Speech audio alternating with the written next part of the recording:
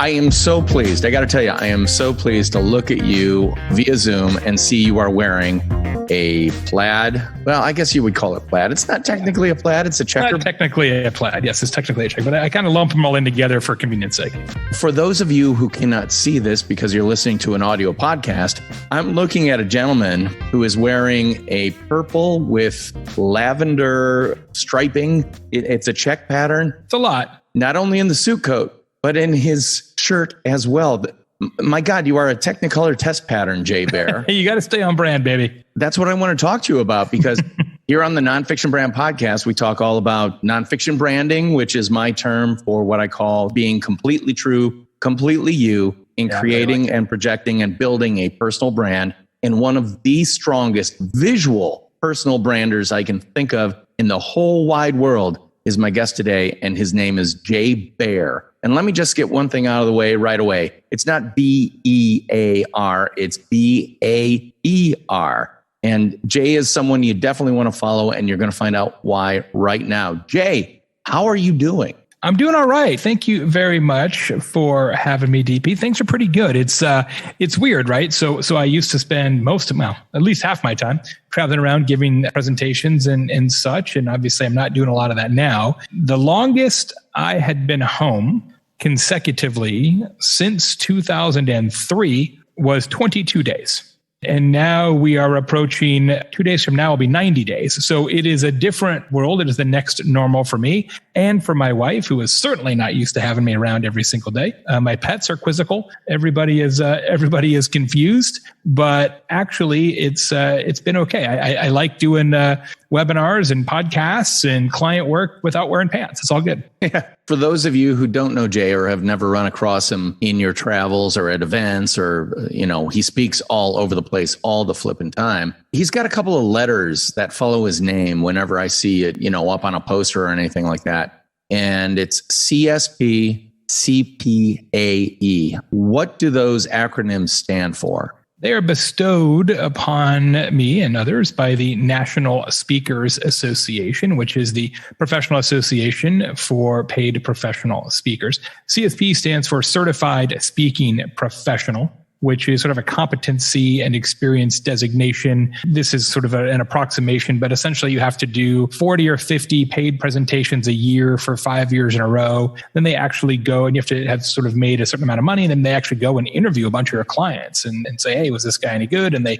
look at all your video evidence and things like that. And then if the association and its investigatory body believe that you meet a certain criteria, they will give you your CSP. The CPAE is the Council of Peers Award of Excellence.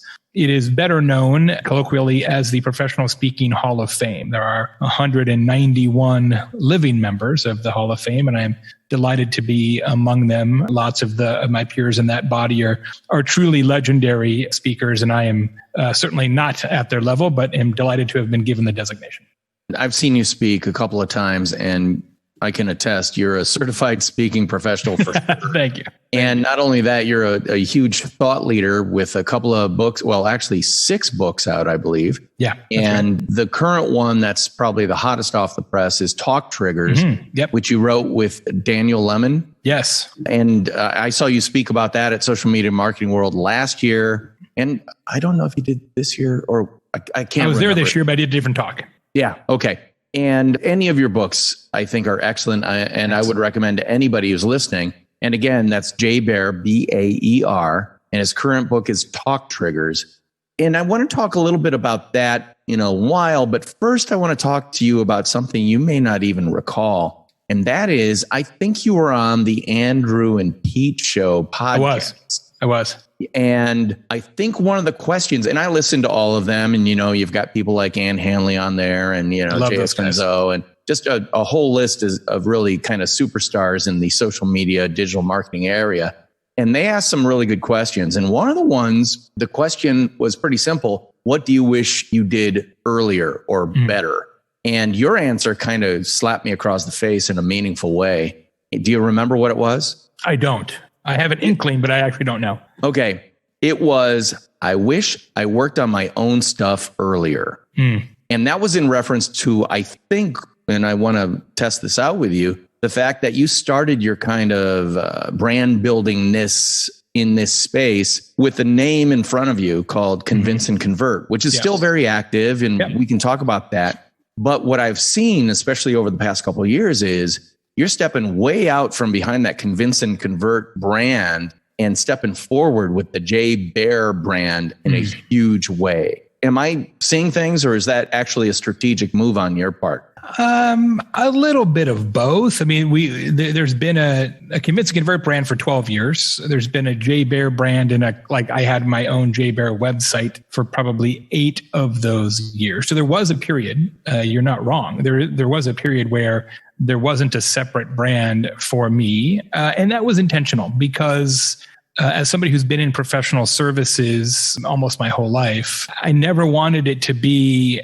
Jay Baer and Associates or whatever, because that becomes a very difficult organization to sell. And it also sets up a situation where every single client thinks that you're going to work on every single project, neither of which are true or possible when you grow a little bit. So I never wanted the company to be sort of Jay. I wanted the company to be a company led by Jay.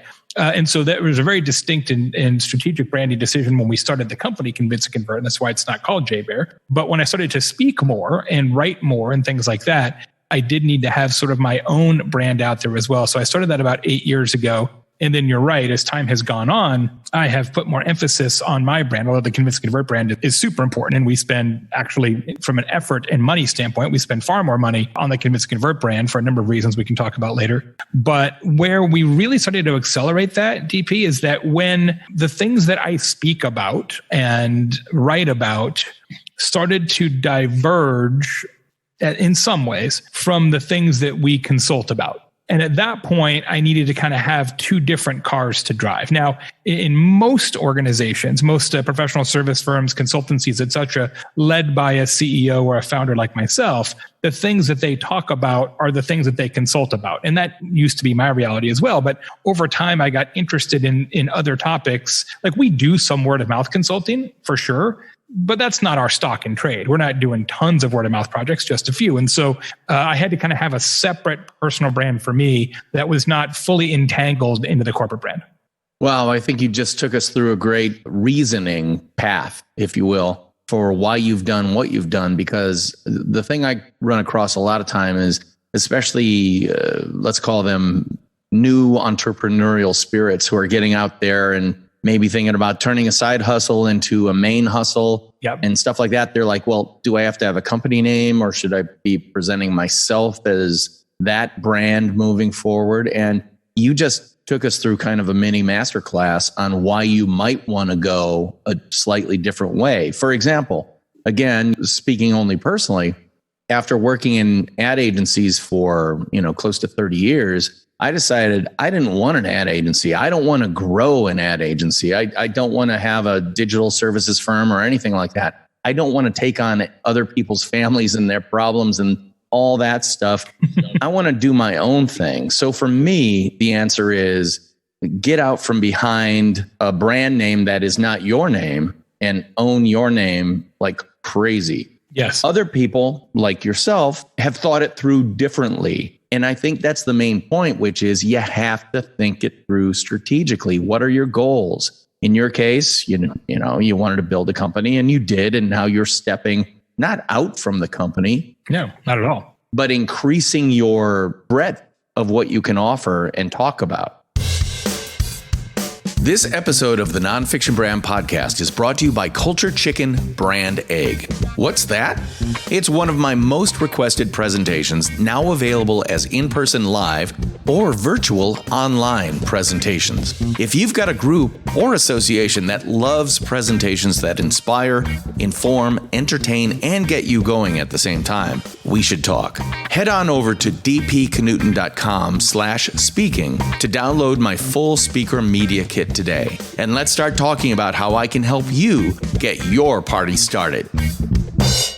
Yeah, I mean, I look at it as a service line, right? So you can buy Convince and Convert without buying Jay Baer, and you can buy Jay Baer without buying Convince and Convert. So the same way that you would think about any kind of product or service is sort of how we think about it. And in some cases, you can buy them together, depending on the circumstances. So the other thing that's true in my world is that our strategy team at Convince and Convert, who does all the work that we do for big companies, 5 of them also speak professionally. Not with the same degree of consistency or velocity that I do, but there's 5 other people on my team who are out there on the speaking circuit at some level. And so they've all kind of work in the same trap line that I'm working, right? So we have Convince and Convert, which is the thing we work on together. And they have their own personal brands as well, and their own websites and their own marketing programs for their own career. So it's an interesting program. And sometimes it does get a little bit confusing, even for me to keep it straight in my own head. In fact, it's funny we're having this conversation today. I literally had a meeting earlier this afternoon with our community manager who handles the social media and sort of the hype for the company and for me. And we kind of went through a whole new social media plan about what we're going to post on what days and what channels. And then the question is, okay, does this go on the Convince and Convert Instagram account or the Jay Baer Instagram account or both? And had to go through that whole thing, right? In fine tooth comb, like, literally a spreadsheet to kind of keep it straight. And what I'm trying to do is avoid confusing people. I don't know if I have been very successful in that. And also it tends to vacillate back and forth, how much I emphasize the company versus myself. And as you said, I don't think there's a right answer here. It's partially driven by what do you think you might want to do in the future. As you said, you knew you didn't want to build a thing to sell. And so putting your name on it was not going to inhibit your flexibility at any point. Whereas because I've sold an agency before, my thesis is build it so you can sell it, even if you don't think you want to sell it, because why eliminate the option? Well, that's an excellent point, because if you paint yourself into a corner, it's really hard to get out of that corner. Well, you got to change the name. You got to change the name at some point, and that can get a little confusing for people. Yeah. Right. So consequently, all the brand value that you've accrued over time dissipates with a name change. Yes. Let's face it. If everybody knows you as Convince and Convert, and all of a sudden you call yourself something totally different, all that goodwill generated for Convince and Convert goes right out. No. Yeah, but to tell you, I maybe I've never told this story. Maybe I have. I don't know. Probably not. It's usually not relevant, but I think you'll appreciate it because of the nature of your show. You know why it's called Convince and Convert? Why? Because when I started the company in 2008, I had sold a previous firm and I was on my earn out, and then I was quote unquote free, and I knew I wanted to start something else. My original idea was to start a conversion rate optimization consultancy, which is why it's called Convince and Convert.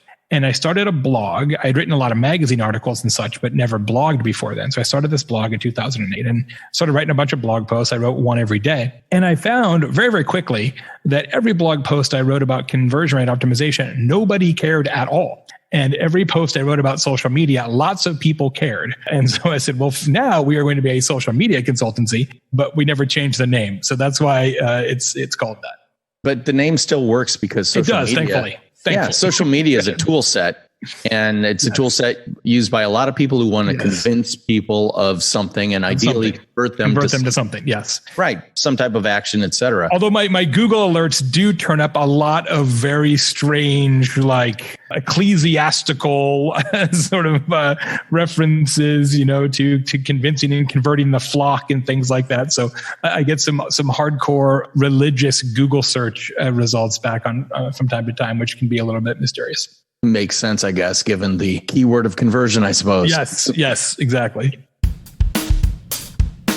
Hey, nonfiction branders, did you know I wrote a book? Well, I did, and it's called Retoma, the ROI of social media top of mind. I wrote it with my colleague Spencer X. Smith, and it's all about Retoma, an acronym that means Return on Top of Mind Awareness. Best-selling author and NYU Stern School of Business professor Scott Galloway called it a book that starches the fluff from social media and helps managers allocate capital and find the unicorn among unicorns, ROI. And Chief Content Officer at Marketing Profs, Ann Handley said, this isn't just a practical way to think about the return on social media, it's also a spot-on, accurate way to reframe your social efforts. Check out all the 5-star reviews on Amazon by searching Retoma, ROTOMA. Pick up your copy today and start building your personal, professional, and small business brand the Retoma way. Well, one of the things that I really love about what you do on social media is that you give and give and give and give and give. Like I listen regularly to Standing Ovation, your podcast. Thank you. The Talk Trigger Show is one that I check out every once in a while. Social Pros podcast is not necessarily in my wheelhouse, but it's certainly in the wheelhouse of a lot of the people who listen to this podcast. So definitely our biggest show. Yeah, I recommend all three of them. Thanks. I mean, if anything else, just see how a real pro does his podcast. We have a new show coming up. Can I tell you about it? You're the first person. Yeah. Literally nobody knows about this in the whole world. Like, not even my wife. Whoa, it's an exclusive. It is an exclusive. It's going to be short run, probably 12 episodes to start. We may expand it. But we just signed a deal to do a program with Wix, the global kind of web hosting creative services platform, called Bold Creators. And it's going to be an interview show, not dissimilar from Standing Ovation, where I interview professional speakers. But in this show, I'm going to interview principals of highly creative leading web design firms about, and not necessarily Wix customers, about just how they got there, how they sort of navigate the crazy waters of the web design business. And I'm really excited about it. It's going to be fun.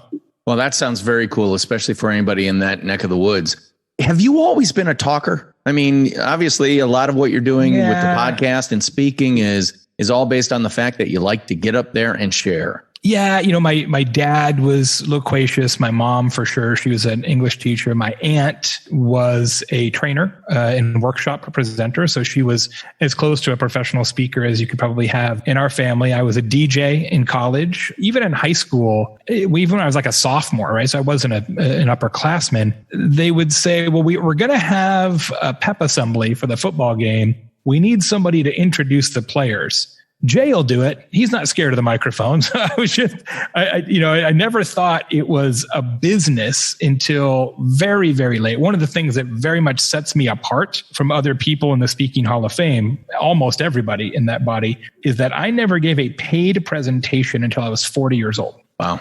And most people who are, sort of speakers in that group started when they were 18, 21, 25, 26, that kind of thing. And so I was never scared of talking or of the microphone, but I never thought it could be a business until much later. I was, however, and this may not surprise you, both because of my love of the microphone and my crazy suits, I was named in high school most likely to be a game show host. And I feel like I've almost got there. I will say this. I have mentioned this on a show in the past, and I think you'll appreciate this as well. I love my job. I would probably do it for free. Glad I don't have to, but I probably would. The only job I want more than this job is Drew Carey's job. If Drew Carey ever gets sick of hosting The Price is Right, like, I'm quitting this company. I'm out. I'm going to do that. That's my dream job. Well, you certainly have that personality. You can get an audience roused up and ready to go and cheering by the end of it. That's for sure. Now, do I have this right? I'm looking at your LinkedIn page and it says you're in Bloomington, Indiana. Correct. Wait a minute. Bloomington, Indiana. And this is where I like to underline things for podcast listeners. Bloomington, Indiana is southwest of Indianapolis. It's northwest of Louisville, Kentucky. It is pretty much due west of Cincinnati. In other words, it's in the middle of nowhere. It is true. And yet you have a firm that is serving Fortune 500 companies. I believe on your website, you're talking about having worked with a bunch of the Fortune 500, over 700 companies since 1994, including Caterpillar, Nike, the United Nations, and 36 of the Fortune 500. How do you do that? And I'm asking for my audience here. If you are not in one of the global media centers like New York, Chicago, LA. Yeah, people are always surprised by that. I guess, and we have been all virtual in my firm since the beginning. So we started in 2008 and have been work from home and virtual since then. And I got to tell you, in 2008, 2009, 2010, 2011, 2012, it was a little bit of a struggle, not from a business standpoint. We did fine, but that whole idea of, wait, so you're telling me that you guys don't have an office, and not only will we work from home and virtual, we wouldn't go see clients as a high dollar strategy firm, right? As sort of McKinsey, but fun. Our rule was, we will not see you. And they're like, well, you're not going to come fly out to present your findings? I'm like, nope. You can get a GoToMeeting account or a WebEx account or whatever. And we actually lost a couple of jobs based on that. I was like, look, man, life's too short to be traveling around just for a meeting. You want to travel around and write me a big check to give a speech? We can talk. But just to go sit in somebody's conference room, like, nah, man, I'm not into it. And so we stuck to our guns, and the whole world ended up coming our direction, especially now with the pandemic. So I felt like we were way ahead of the curve on that. The good news is that I've got a really smart team, and they are located wherever. So we have a couple of people in New York, in Portland, in Seattle, in Dallas, and all over the place. But fact remains the same. We rarely see clients. The reality is that it doesn't matter. Like, nobody cares. The work is good and clients are happy. And if you give people what they want and then some, and you do it in a way that they can afford, and you do some extra things that they will remember, you could live in a dirt hole, especially in this day and age. And I live here for a reason. I moved here 10 years ago, almost exactly. And it's because when I started to travel all the time, every week for speaking, I was like, I should be in the middle, because it would be easier to travel around if I was in the middle. I moved from Arizona, from Flagstaff, Arizona, actually, which was a beautiful town, but hard to get in and out of, mountain town, bad air service, all that. So we should be in the middle. I'm only an hour to the Indianapolis airport, and I can drive to lots of places here in the Midwest. It's an hour 45 to New York. It's an hour and a half to Orlando. It's 3 hours to Vegas. I can get everywhere pretty easily. And it's been great. I just prefer a college town environment. I don't need all the hassle of a big city, and I don't want it. So I don't have it. Oh my God, you're speaking my language, which is, one of the drinking games we play on the show is whenever I say know who you are so you can be it, you have to drink. So you clearly know who you are and are being it in a way that allows you to build a very successful company that can live without you, and also a very successful personal brand that is introducing you to people all over the United States and even the world, right? Oh, absolutely. I travel quite a bit outside the US, or used to, for presentations and such. Look, DP, here's the thing, man. The most important word in personal branding is not yes, it is no. The worst way to go about personal branding is to do too many things just okay, right? Pick the one or two social networks that you like, be great at those. Don't be afraid to tell clients or collaborators no if it's not perfect for you. The corollary to that is the reason why most people are not very good at personal branding is because they just don't have enough patience. They want it to happen immediately, right? It took me 30 years to become an overnight success. And when you don't have patience, you say yes more often than you should. And all that does is diffuse your personal brand. And you think it's creating opportunities. And in the short term, it may be. But in the long term, it actually moves you further away from your goal. So you got to be able to say, look, I know what I am and what I'm not. And I'm going to stick inside that box, even if that means me turning away for some things that I could probably fit in the box if I just expanded this corner of the box. But ultimately, that's probably at your own peril in terms of understanding what you're really about. Do you hear that, nonfiction branders? He is speaking my language and the language of the Nonfiction Brand podcast. Jay, I'm so excited to have you on this podcast. And we're going to also have you on next week's episode, which, frankly, we're going to continue talking for the rest of the hour. I was going to say, do I change suits? No. Okay, well, I can do maybe. That. I'm sure you've got several behind you. I can tell you about that. But what I want to do is invite you to tell people how they can connect with you, or where would you like to direct them? Obviously, your new book, Talk Triggers, is a really fantastic place to start. Yeah, and Talk Triggers is really about branding through word of mouth. So it's a good opportunity for folks. TalkTriggers.com has a ton of free resources, by the way. You can find me in all the different social medias, Jay Baer, Jaybaer. The website, jaybaer.com. And our main site, which has 3,000 articles for business owners and managers and marketers, plus all the podcasts, is convinceandconvert.com. Well, there you go. Jay Baer is the real deal and someone I highly recommend. So please connect with him. And if you can ever see him speak, I will guarantee you that you will walk out of there having learned something, if not learned about 15 things, and be super excited to actually get off your butt and do something about it. So thanks to Jay Baer for being on the Nonfiction Brand podcast. I'm DP Knudten, and he is Jay Baer. And we'll be talking at you next week. Bye-bye.